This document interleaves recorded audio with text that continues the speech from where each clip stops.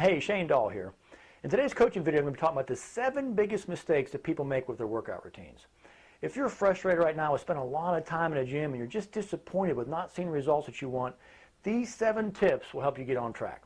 All right, without further ado, let's get right into it. Number 1, the number 1 mistake that people make is not having a personalized, I want to underline, personalized plan. This is extremely important.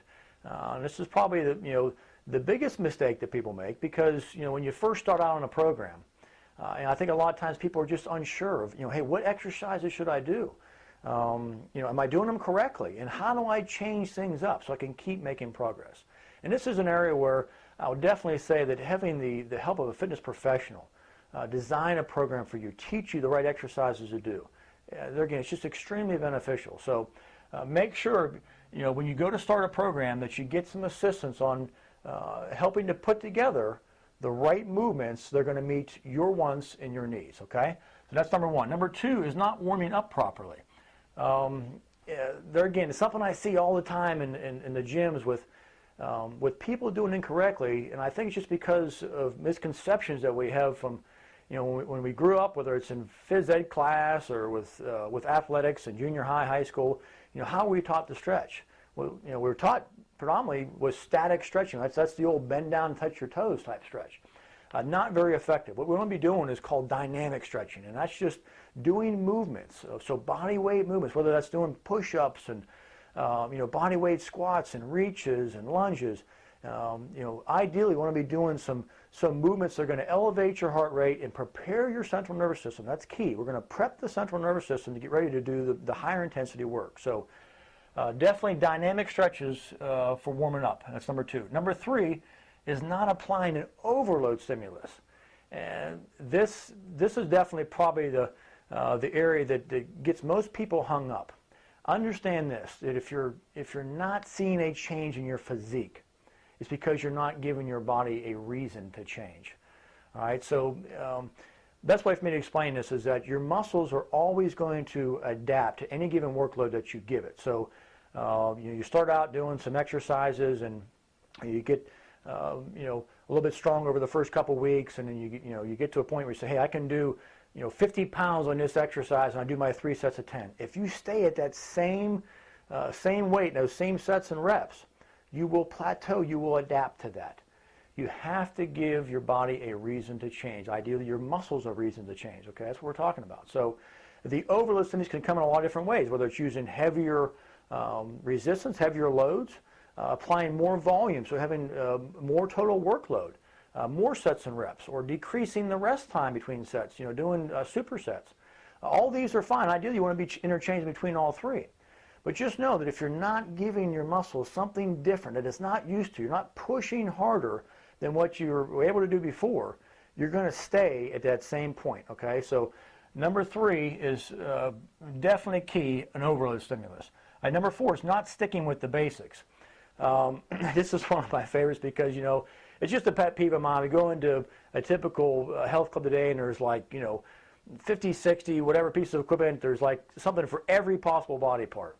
When ideally, these are training the muscles. When I recommend you be training the movements. It's not about isolating each individual muscle. The basics are always the best.